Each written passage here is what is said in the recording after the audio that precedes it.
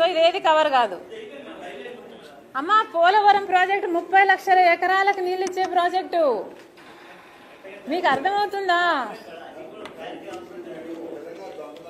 మీరు నాకు కవరేజ్ ఎందుకు ఇవ్వరు? వఫ్కు ఎందుకు ఇవ్వలేదు కవరేజ్?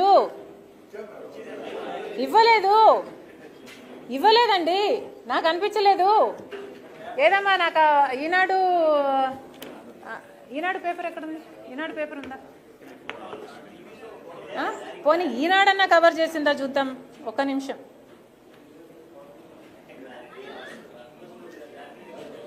ఇది నా ఆక్రోశం అండి, వినండి. దిస్ ఇస్ నాట్ రైట్ కదా. మేము ప్రజా సమస్యల మీద మాట్లాడితే మీరు ఎందుకు కవరేజ్ ఇవ్వటం లేదు అని అడుగుతున్నాను నేను.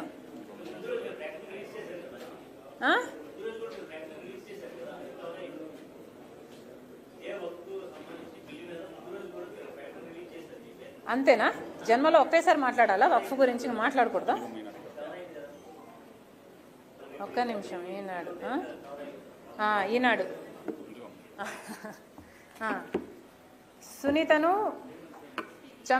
సునీతను చంపరని గ్యారంటీ ఏంటి? ఈనాడు నిన్న దేని మీద ప్రెస్ మీట్ జరిగిందండి? జ్యోతి చూపించండి, మిగతా పేపర్లు ఏమన్నా? అరే పార్లమెంటులో అన్ని గంటల పాటు so many members are talking about the Waqf board. ఎంతమందికి అన్యాయం జరుగుతుందండి, అది కవర్ చేయరా?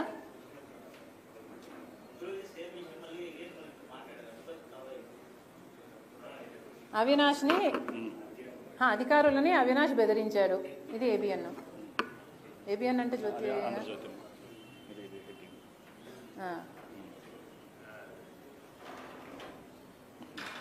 మళ్ళీ పక్కన ఇది ఆంధ్రజ్యోతి.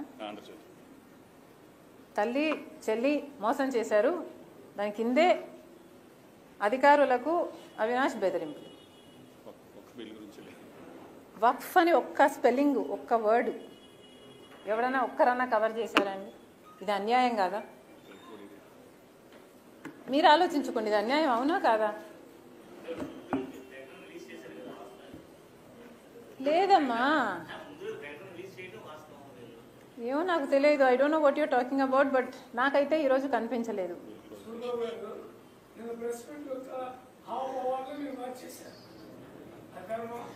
నేను ప్రెస్ మీట్ పెట్టింది ఎందుకు? నేను అవినాష్ గురించి మాట్లాడడానికా?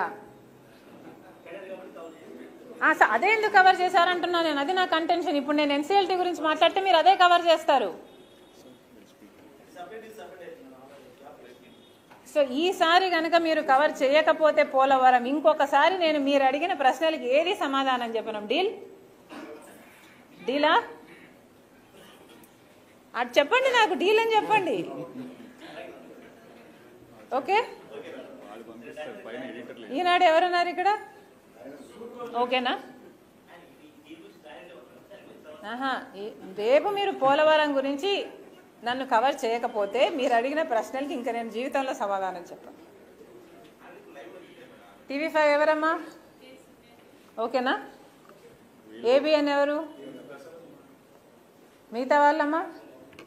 Everybody okay? RTV okay? Everybody is going to cover Polavaram. So నేను ప్రజల సమస్యల గురించి మాట్లాడితే మీరు కవర్ చేస్తారు అని నాకు మాట ఇస్తున్నారు.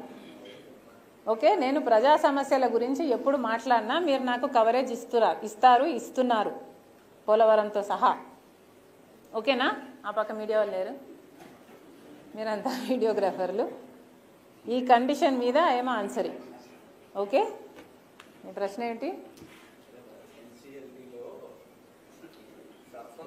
ఇందాక తల్లి చెల్లి మోసం చేశారని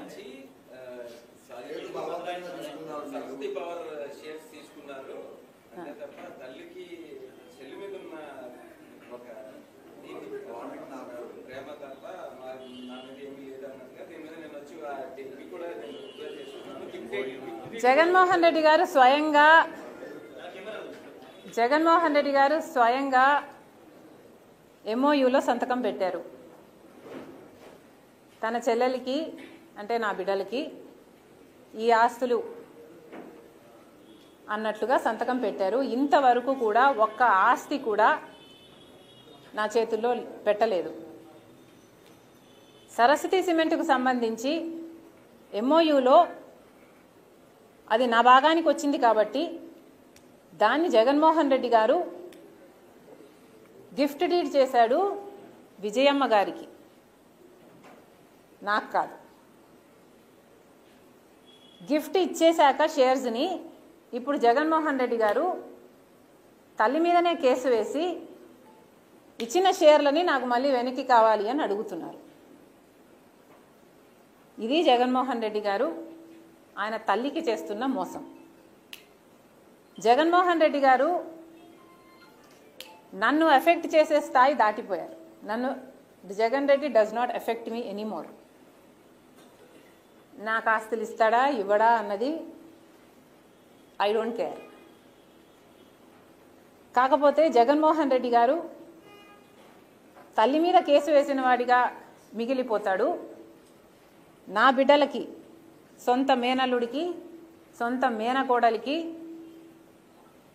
ద్రోహం చేసి వాళ్ళ ఆస్తులు లాక్కున్నవాడిగా మిగిలిపోతాడు. సొంత మేనల్లుడు మేనకోడల ఆస్తి కాజేయటానికి సుబ్బారెడ్డి లాంటి వాళ్ళ చేత ఎన్నైనా అబద్ధాలు చెప్పిస్తారు. సాయిరెడ్డి లాంటి వాళ్ళ చేత కూర్చోబెట్టుకొని ట్యూషన్ ఇచ్చి డిక్టేట్ చేసి మరీ ఎన్నైనా అబద్ధాలు చెప్పిస్తారు.